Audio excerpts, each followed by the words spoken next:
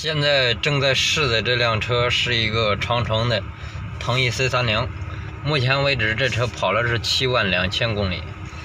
现在它这个是个什么问题呢？加油没有劲儿，就是说转速上去了，但是动力跟不上来，特别是起步的时候，如果说有个坡，稍微大点的坡就上不去，或者是上地库的时候就上不去，你得冲一把才能冲上去。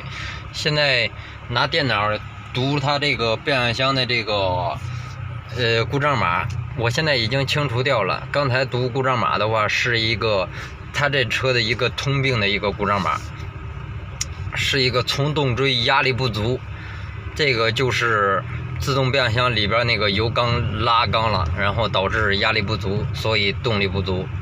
这个的话就得大修变速箱了，一会儿回去的话就给车主报一下看看。现在这个问题就是变速箱的问题，弄的话就得修变速箱了。就是变速箱修下来就行了。你这个情况就是它这个变速箱里边油缸拉缸了导致的。拉缸了。对，导致的油压不足，起步的话没劲儿。对。那影响大不？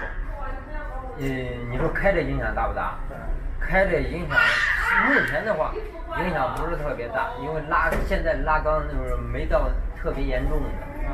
现在说白了就是油压稍微有点不足，特别是起步的时候，没有那么严重。如果说越来越严重的情况下，顶多就是把你撂过去，就是挂上档也就不走了。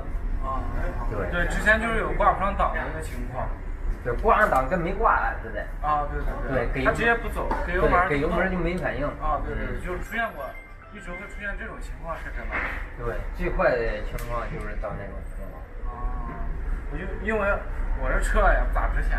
对，我想着。我跟你说，这款变速箱的话，维修还贵呢。我听了就是。对。还是稍微贵点，所以说，我就想能开了我先开着。我把该修能修的调的地方我调一下，能继续开我继续开，大不了我把它转出去卖了。对，我明白你。对，我就是这个意思，所以说不想在这个。所以说解决动力这个问题，只有修变速箱，没有别的办法。修变速箱。对。就是变速箱的话，我就问一下我有没有必要。明白。切膜。来说这个就是变速箱的问题，拉缸了。然后的话，这个变速箱长城 C30的修下来应该挺贵的。我意思，它要真的出问题大了，我就找个天早的把它转出去。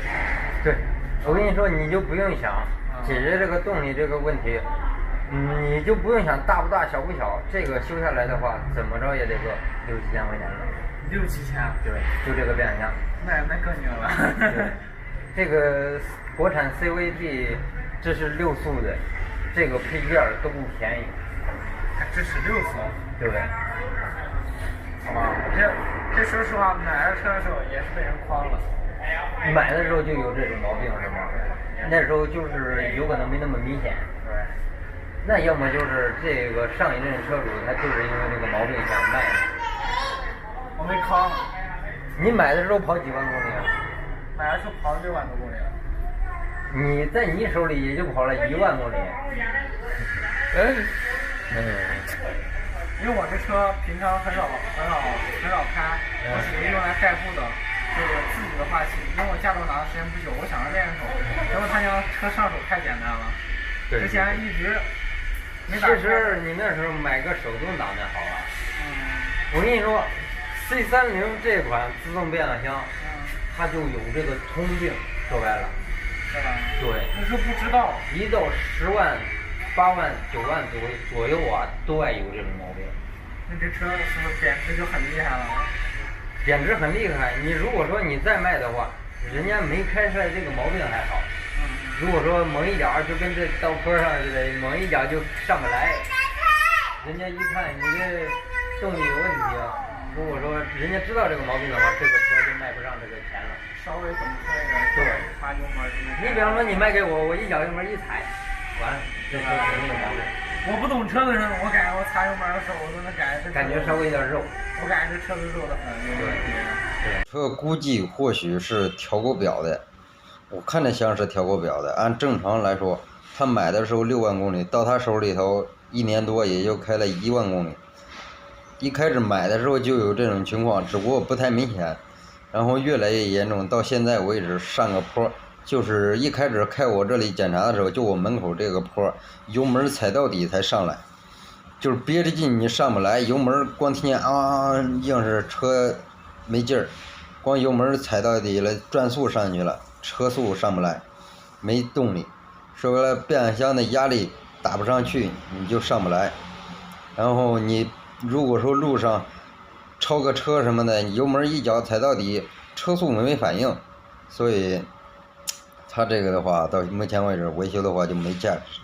所以它这个车绝对是经过调过表的，我看它那个其他地方检查了一下，绝对像是调过表的，不可能说是6万公里就会出现这种毛病。也有，但是很少。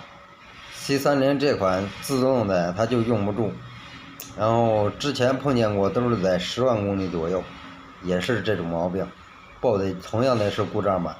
然后它这个现在一开的话就是故障灯，变速箱的故障灯就会亮。行，今儿就先到这里，喜欢的话点关注，拜拜。